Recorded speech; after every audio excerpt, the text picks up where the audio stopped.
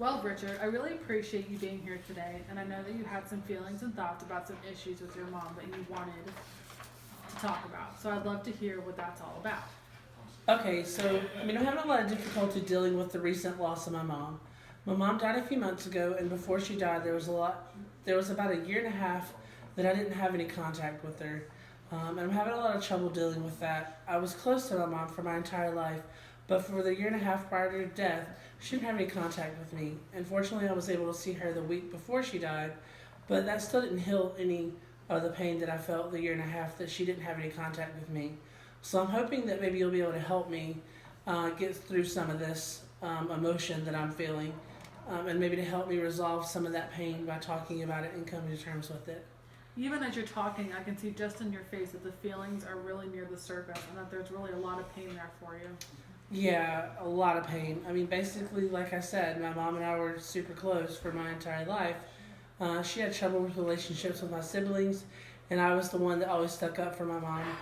About 2 years ago, she was diagnosed with a terminal disease, and I decided to have a family reunion at the Outer Banks.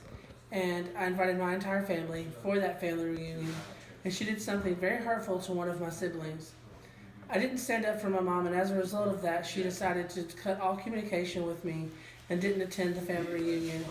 I actually hired a photographer to take a family picture of everyone so that we would have that remembrance of her, knowing that she only had a couple of years to live. My mom didn't attend the family reunion. Everyone else was there, so now I have this picture of the whole family without my mom. I'm having a lot of trouble looking at that picture. I wasted a year and a half of my life not having her in my life, and now it's too late.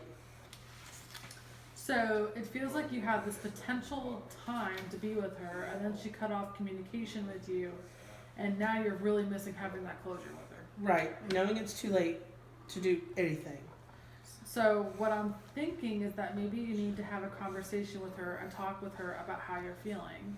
And that's something we can do here with this chair as if she was here. What do you think about that? Pretend she's here? Mm-hmm. I can try that, I think. Maybe you could talk to her, to you, Mom. What do you usually call her? I have a nickname. Well, we all have a nickname. We called her Muzz. That sounds funny, I know, but that was her nickname, Muzz. Okay, so does that bring up some emotions when you say the name? Can you say that a few times? Muzz. Hi, Muzz. Hi, Muzz. Okay, you go. You could just go with that feeling to say hi, Muzz. Hi, Muzz. Hi, Muzz. And if you could put words to some of the feelings that you're having, Okay. I know how much you miss her. If you can put words to and talk to her and tell her. Hi, Muzz. I love you, and I miss you terribly, and I miss the past year and a half.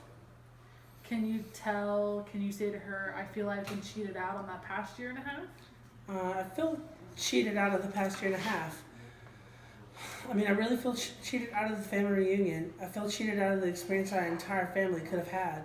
Can you tell your mother how angry you are at her? I'm not good at it, expressing anger. Can you try it? I'm really not good at expressing anger. Okay. I'm hurt. Okay, so tell me about feeling hurt. I feel hurt. I feel hurt that I was the only child that always stuck up for her.